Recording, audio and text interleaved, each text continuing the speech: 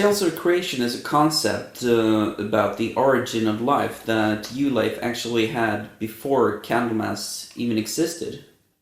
Yeah, it was like I wrote this story about the origin of life between Nemesis and Candlemass, I think it was, this year 84 to 85. So kind of in between bands. And I had this pretentious vein, I don't know, that I had to write this concept story about something. So me and a friend, we recorded a few demos for us, and but later on, I mean,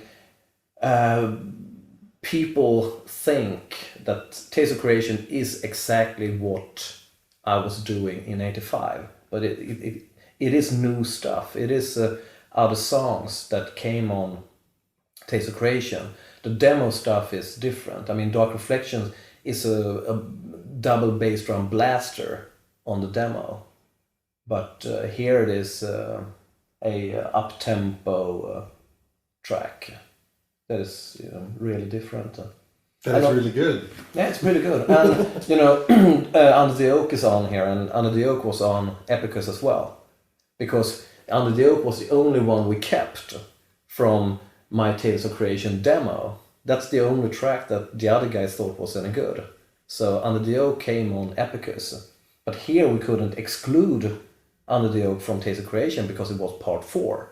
And everybody's been asking me about the Tales of Creation concept demos and everything for years. So I thought, why not do the entire thing and write some new music to it, rewrite the lyrics, and do a much better record than Ancient Dreams.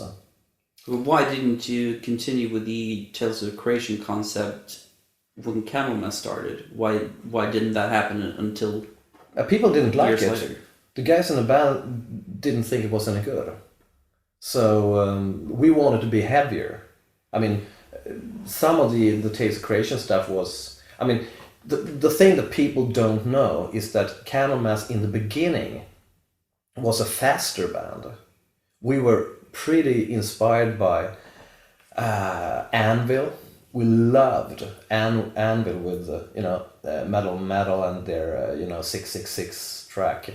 We loved Accept, Breaker and that shit, and we loved Venom. So Candlemass was pretty heavy in the beginning, but we were also pretty fast with quite a few 50-50, but we wanted to be heavier, so we got heavier by the day. So we took out all the fast stuff when we recorded Epicus. So we wanted just the heavy things, and Under the Oak is really, really heavy, so we used that. So that's the thing. And with Taste of Creation, we use Into the Unfathomed Tower also. That's a typical Candlemass track, in the beginning, very fast, because Mats Ekström, he loved to play double bass drum. You know that, Messiah. Yeah. He used to play drum solos in every song. And he Yeah. hated to play Solitude. It's so boring playing that song, and I was like, this is the best song, what are you talking about? Yeah. He always tried out new stuff. When he learned a song, when we rehearsed a song, he always changed his way of drumming. So he played mistakes. And I said, why? We have rehearsed this song now and we know it. So why do you fuck up? I said, because I'm bored. I want to change my way of playing, so keep it interesting. But then you miss. For who? So why then rehearse? I mean, you rehearse for, to play something to make it perfect. That's the. It's interesting, this instrumental song, though. I can never know really where the difference goes between all these parts. I don't know it either. I wrote it. It sounds good. Oh yeah. I wanted subtitles and stuff, but this is the shortest track, on the record. But I was it's got like 7 or something. Leif just told me, Lasse, you can play the guitar through the whole fucking song. Yes. Yeah, I remember you were like sweating like crazy. Yeah, it was doing guitar solo. solos the whole fucking song. I don't know about you, Lars, but I actually think that you play the best solos on this album, actually, on Taste of Creation. I mean, your solo on On who? a Taylor creation is fucking amazing. I should listen to that maybe. Thank you. But on this Tales of Creation album, we finally got into a good studio with Mats Lindfors and We Dr. Lindfors. finally we did it. Yeah, but one thing, do you remember this? Because he had a vision about the sound on Taste of Creation. Yeah. I don't know if you Yeah, guys I remember know, that. it wasn't He had good. a vision about the sound on Taste of Creation. So he just wanted us to use one guitar. Just one guitar.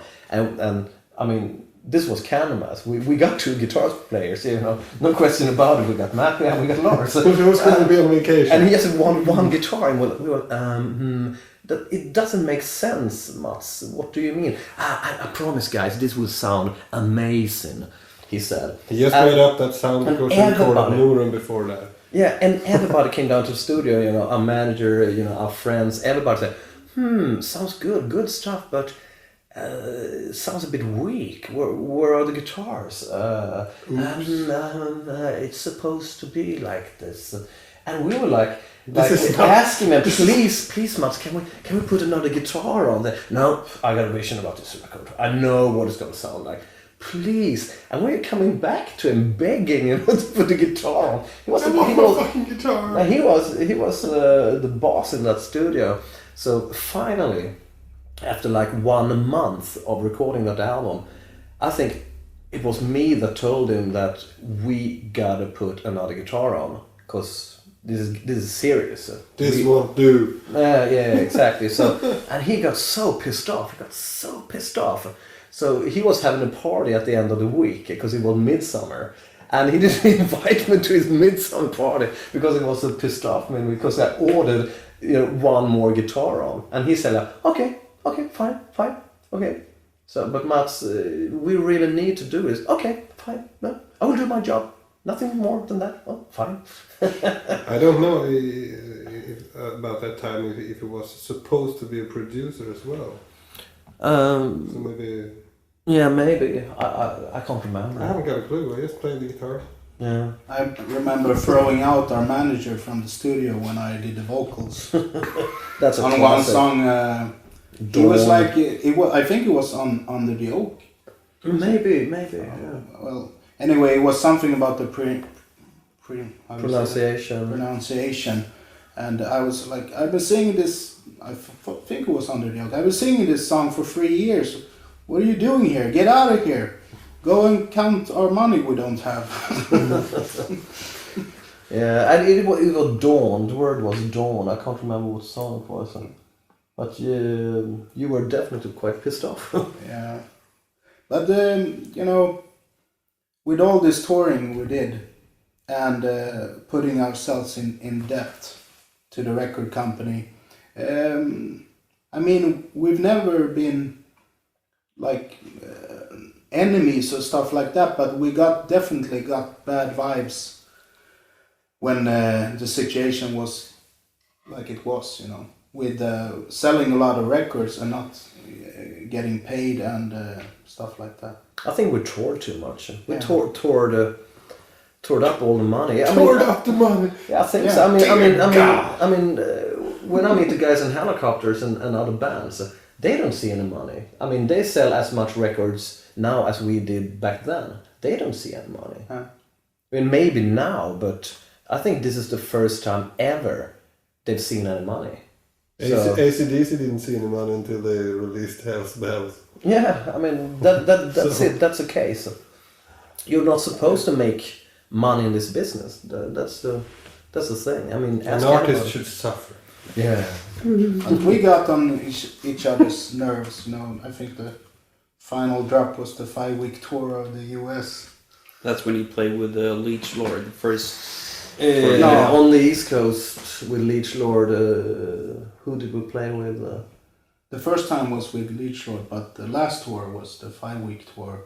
Yeah, but now you're talking about 91. Yeah. This is 89. The first time in the States. That was Leech Lord and a few other bands. I can't fucking remember. Who was it? The other bands, can't remember. Leech Lord, I remember. We came to the States to play with Leech Lord, and we ended up with them saying, "You can sleep here in our rehearsal room." So we started to make our beds, and then a skinhead band came to rehearse. That was impossible. Right in the middle of the night, yeah. What 45? That was so low budget, man. Fucking hell. And we just took off and checked into the nearest motel somewhere, because we were not spoiled or anything. We just wanted to to have We're something. sitting on a plane Just a bed. to sleep in a rehearsal room. No.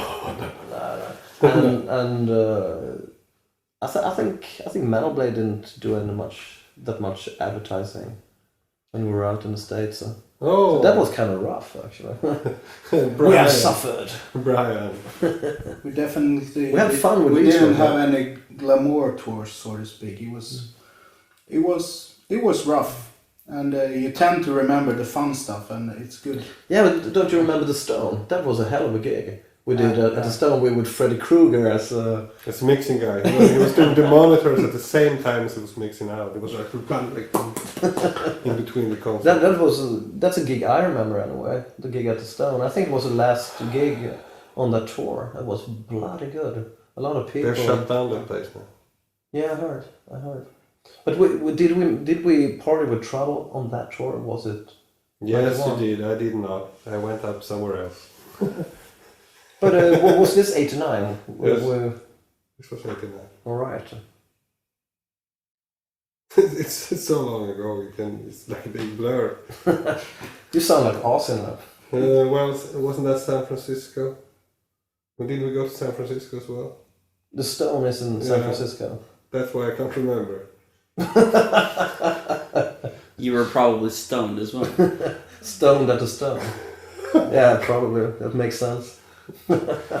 It's such a long time ago. Now, when I think about all these gigs we did, I'm really glad we did it, because it was an amazing thing to be able to go to play in San Francisco and have fans there screaming their heads off. It was really fun. But one thing about Candlemass as well, when you look back, you were able to play with bands ranging from Entombed to Slayer to Motorhead to King Diamond and really more like awful- melodic And bands. really awful death metal bands. Yeah, I mean, you could play with the lot. It didn't really matter what musical style. You seemed to fit in right in the middle. You could capture all kinds of crowds, which was very different at that time. I think it was because we were a pretty good live band. I don't think it had anything to do with the style or anything, because we were damn good live. So it didn't matter if we were, supporting somebody. We went out, we did our thing, and we normally went down really good. And when we had support acts, they had a real tough job to. I think what Atheists said that they're gonna blow us off the stage when we came to the States. And I know that didn't happen. Not really. But I think kind of tough for any band to share the stage with us, actually, because we were, damn good. I think my best memories from Candlemass is from, playing live, I think. Most of the best memories I got. Holland, the touring in Greece, some of the German gigs we did, some of the American gigs we did. I think we came to our best on the stage, because the albums can be quite sterile at some point. With Ancient Dreams, Nightfall is a bit sterile as well. It's got a pretty slick production. It's got a good production, but live we were much rawer than on record. That goes for Tales of Creation as well. So I think that we did a better job live than on record. And one thing that I recall as well is that you mostly played with bands that were faster and whose sound was, blurry, that kind of thing. Whereas you stood out because you were so heavy that you could have a good sound even under pretty bad circumstances. Yeah, and I but- think that Yeah. helps Candlemass a lot live. Yeah, I think that has something to do with it because we had played so much live, so we didn't care if we didn't have monitors on stage. You know, we were, you know, supporting a lot of bands, and when you support, sometimes you don't get monitors. So we didn't need the monitors. We just cranked it up on stage and we went for it, and we always sounded good. And I mean, that ability and you know, Messiah's ability to sing the shit out of a microphone. I mean, did you break like 10 microphones a tour or something like that? Yeah, I had a thing for mic stands. I like to bend them. Oh my god. Ended up paying for a lot of... at the end of tours... Our per diems, perhaps? Yeah. At the end of tours, people used to get per diems, you know, a little... Pocket money. Yeah, pocket money. And I never got those. I had to pay for mic stands. Oh my god, it's all coming back now.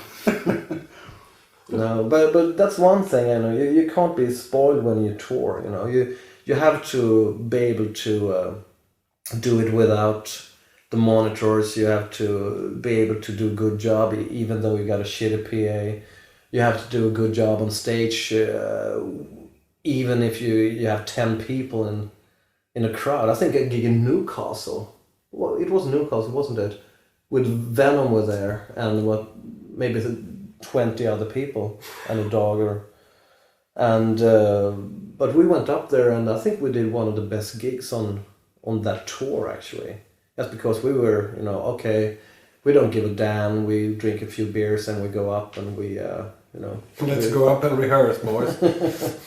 Yeah, but most gigs were, you know, were really good with loads and loads of people and stuff. So I don't regret anything actually. I mean, Yeah, a few things perhaps. But looking back now, how do you view Tales of Creation today? I think it's a pretty good record. I think it's a much better record than Ancient Dreams. So I'm pretty pleased with it. It's only one track I can't stand on it. It's Edge of Heaven. I think it sucks big time, but most of it is pretty good. Somewhere Nowhere, I think, is maybe one of the best tracks. That's a bit underestimated. Really heavy one. I like that. Yeah. That song. So what do you think, Lars? What do you think, Messiah? Well, I think the whole album is good because I only listen to them when I get quite nostalgic and sip a glass of wine or something. Then as we have heard, it all comes back to me now, and I remember all the things we did. Though, I mean, we're all still in the music. So, I mean, when you listen to these old albums, you go like, this was the way we used to do it, wasn't it? And then you remember all these weird things that we have been discussing, but any favorite songs? I don't have that.